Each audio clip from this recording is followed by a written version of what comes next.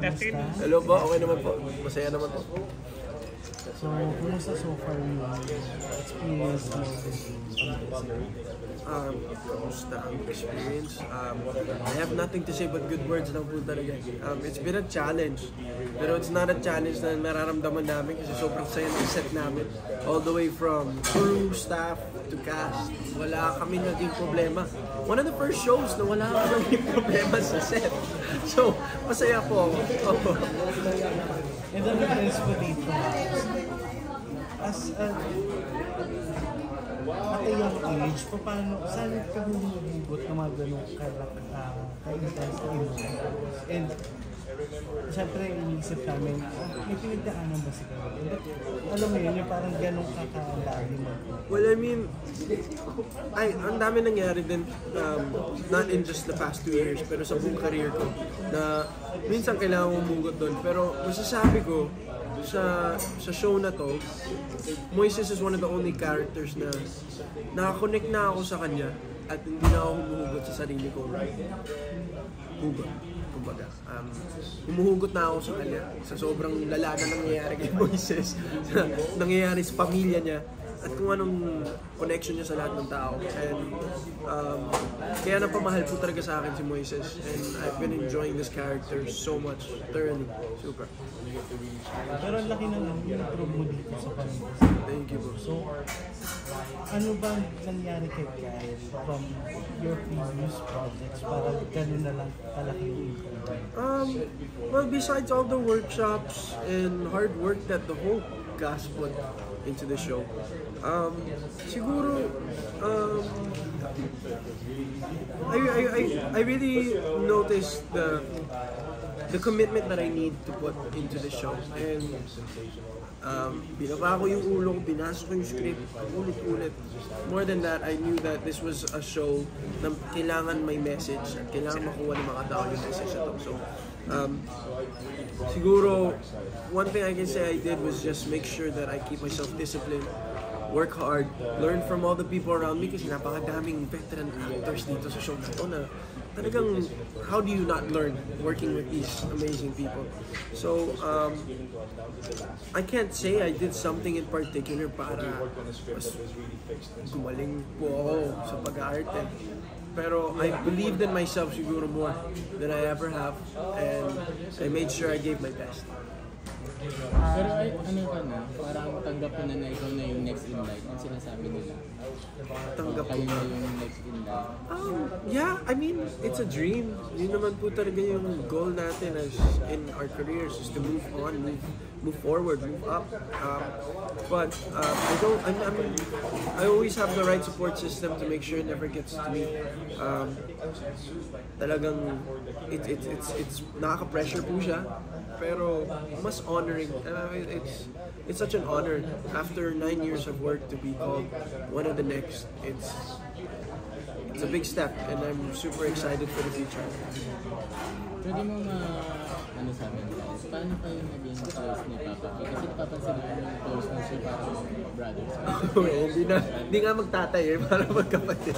Pero, well, we did a movie that hindi pa po lumabas pero may ginawa kami movie. And since then, I've learned so much from him. We have a lot in common when it comes to our personalities, kung paano kami bilang tao. And I guess, siguro one of the reasons why we became so close is his generosity as a person. Never looks down at anyone, doesn't look at anyone differently. And for him to allow me to learn from him, not by teaching me, but just me being able to just watch from set, from whenever we're together, it's a blessing to have someone that's really a pillar in this industry to be able to guide you without having to guide you. And I've been learning a lot from him. He's been one of my bestest friends in this industry, someone I can really trust. Sa napakahirap na industriya. Ang hirap magtiwala dito sa industriya nito. But you can see all the good people in it, and he's one of them. Kyle, one of your good scenes in Pamilya Sagrado ay yung confession mo na ikaw yung sumaksak sa presidente at kita namin ang grabe yung emosyon na ipinakita mo. How did you prepare for that specific scene? Nung araw na kinunan namin yung eksena na yun, shout out to Direk Andoy. Just wanna say, thank you so much, Direk Andoy. Sabi ko nga, parang may magjowa kami for 1 year kasi senior high pa kami magkasama. Sabi ko kay Direk Andoy, may relasyon natin patapos na. Sabi ko sa kanya. Pero, siguro, the way I prepared, one, so yun nga, Direk Andoy really helped me. Gave me time, knows my process, knows how I need to process, and he let me shine the way I wanted to. Siguro one of the biggest processes was really connecting with Moises, like I said, yung second skin ko siya. At napakahirap naman talaga nang nangyayari sa kanya. Yung ginagawa niya lahat para maging tama lahat, pero sa dulo, babalik na rin siya ang may kasalanan bigla. And he's doing that for his family kasi tinutukan niya yung pamilya na rin pa rin. It was a very hard scene, I'll admit. It's one of my hardest scenes I've ever done. Kasi yung levels of going from talking about ano nangyayari to eto yung nangyayari pero hindi totoo.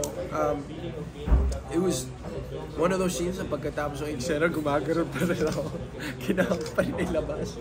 Pero I'm very happy with the outcome of it. I'm very happy with the feedback. Thank you everyone. Salamat sa lahat na naka-recognize sa nangyaring eksena. And I can't say exactly how I prepared for it, but like I said, napamahal din po talaga sa akin si Moises. Naging parte na ng buhay ko si Moises.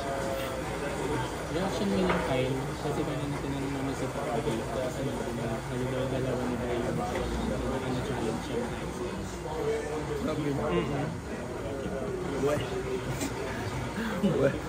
Hindi, reaction ko doon. Like I said, there's something about Piolo that I appreciate because he'll never look at anyone else differently.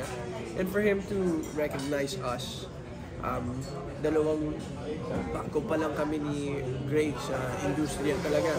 And for him to be one of the people that parang he's already there, he's Piolo Pascual na, pero he's still able to acknowledge the talent that we have and the commitment we have to the show. It's hindi ganun lahat ng tao and very grateful po. Pero sa ngayon sa ginagawa mo, Kyle, mas naka-comfy ka na wala kang ka-love team? I'm getting work na I've been praying for since I was younger. I've been getting work na talagang masaya po ako. I've been enjoying. Not necessarily na ayoko na mag-love team, ayoko na magtrabaho kasama yung mga rom-com, ayoko mag-rom-com. Hindi naman po sa ganun eh. Kung anong sa tingin nila nararapat para sa akin. This show is also not something I expected to be given to me, but it's such a blessing in disguise, such a blessing, period. So I love every moment of it and I've learned so much from it. Pero hindi ibig sabihin nun na hindi ako willing na bago pa rin ang genre, ikot-ikot. Because that's part of our work. Yun yung pagiging artista. Magkukwento ng mga iba't ibang kwento. I'm very open to anything that comes my way. Pero as of now, I'm happy with the work na binibigay sa akin. Yung pagiging solo artist ko, I'm enjoying every moment. Kyle, kasi Dreamscape gave you napakadaming malalaking projects from Cadena to Wag Kang Mangamba to Senior High and Pamilya Sagrado. Meron ka pa bang role na gusto talagang gawin? A dream role? Dream role, marami pa po eh. I can't really say one, to be honest, kasi I'm a sucker for stories. I love a good story, and that's all I've been. My dream is to be able to somehow leave a mark on this world with a character that's given to me. In a good way, of course, leave a mark in a good way. So for them to be inspired by the character, just like that was the goal for Moises. Pakita na namin sa mga tao na may mga mabubuting tao pa rin. Kahit masama yung nangyayari sa kanya, kaya niya pa rin maging mabuting tao. So stuff like that. I mean, there's so many different roles, like the biography of different people in life. That's one of my dreams, is to do a biography of someone. But more than that, I am just open to different, very good stories. You know? Doing Pamilya Sagrado, ano-ano yung mga natutunan mo from your co-artists, from yourself? Marami po. Siguro in terms of what I learned from the story itself, like I said, si Moises, kailangan maging mabuti tayo sa kapwa. Kailangan mapagmahal tayo sa kapwa.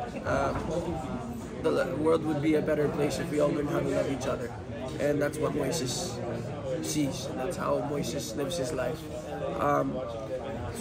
Pagdating naman sa mga cast members ko, it's a blessing. Grabe yung samahan na nabuo po namin sa Baguio, sa Subic, sa Rizal, sa lahat ng pinuntahan namin, parang naging sagrado pamilya talaga. And one thing I've learned from all of them is the commitment that every single actor in this cast has to the story, to their character. Kita mo sa lahat ng character, kita mo sa lahat ng cast member. And I'll always be thankful to be part of something like this. Buo po talaga namin. Well, sino yung pinaka-namimiss mo dito sa Yun siguro yung samahan. Pinaka-namimiss ko sa ngayon, pamilya ko, si Shaina and Tito Joel. Last day kasi kagabi. At gusto ko umiyak nung umalis sila kasi mas maaga sila na-pack up. Pero mahal na mahal ko yung dalawang yun. Sabi ko nga, I'll take a bullet for them too. The amount of things I've learned from them, the amount of generosity from their heart. Siguro ang pinaka-mamimiss ko talaga, silang dalawa. Nagpamahal talaga sila sa akin. Parang ko na silang pamilya talaga. Hindi na kayo nagkakausap ng Nung kahapon? Kung araw kami mag-uusap kahapon, tatlo kaming nalulungkot dahil matapos na kami ng tape. Pero sobrang thankful ko sa kanila.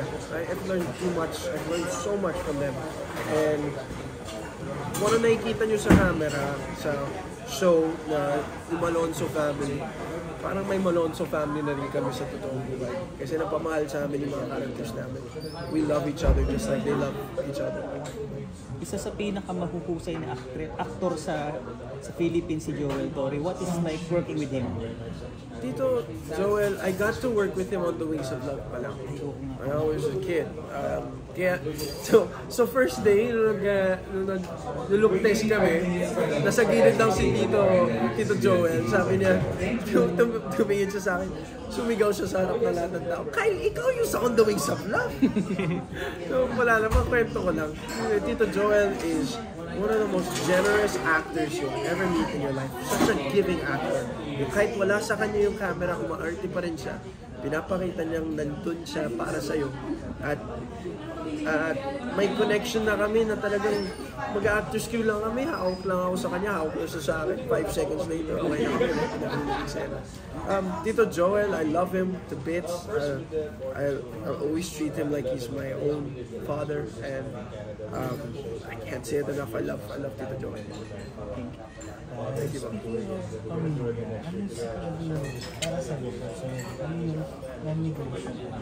Para sa pamilya, non-negotiable. Pinaka-non-negotiable, wag mo susukuan. Yeah. Pinaka-non-negotiable, wag mo susukuan yung pamilya mo. Kahit dumadating na kayo sa point na tulad ni Justin, masama yung mga ginagawa niya. Pero hindi siya sinusukuan ng tatay niya. Tuturuan siya na mali yung ginagawa niya, pero nandun pa rin siya para sa anak niya. And that's one thing I feel like is important. There's a way to do it na minsan sa buhay, mali yung ginagawa ng pamilya mo, pero kaya pa rin yun itama. Huwag mo naman bitawan. Itama mo lang at dapat nandun ka para sa pamilya mo parati. Ito na lang, pakit. Sorry, gusto ko lang share ka naman ng anything hindi mo makalimutan fun na nangyari within Camila sa Grasa? Pwede ko pakikwento, yun yun. Pwede. Siguro yung mga yung mga after party namin, yun, siyempre, pagkatapos ng 4 na araw, sunod-sunod na taping, mag-enjoy kami magkasama. And there was one time na nag-shoot kami ng photoshoot, pero may dance floor kami sa gilid. So yung nakita niyo pong poster, lahat kami sumasayaw po kami sa gilid habang ginagawa namin yung poster.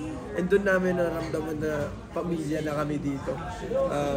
Then we started drinking later on that night, and I feel like there's just something about this cast na talagang mapagmahal kami sa isa't isa. So it's one thing I'll never forget about this. So, nabanggit mo na may after party tapos ang dami yung frat boys. Ito katuwaan lang. Sino pinakamalakas uminom? Oh! Ganda yan. Kailangan sa frat boys or Sa lahat. Lolo Pascual. Oh, ganun. So legendary pala siya pagdating sa tumaan. Sabi nila sinong pinakamalakas uminom. Sa cast natin. Come on. Come on. Ay, hindi. Tatay Joel, kailangan mo pala sabihin yun. Totoo yun. Hindi totoo yun. Malakas yun. Di ba? Hanggang kinabukasan pa eh. Tama na. Okay. So kabaliktaran, sino pinakamahina sa alak? Pinakamahina. Mabilis malasing. Yeah. Sino pinakamabilis? Malasing daw. May liwi. Pwede din. Milen Dijon. Hindi na pinag-uusapan nyo. Di ba? Hosa. Yun ba? Thank you. Bye. Pwede pa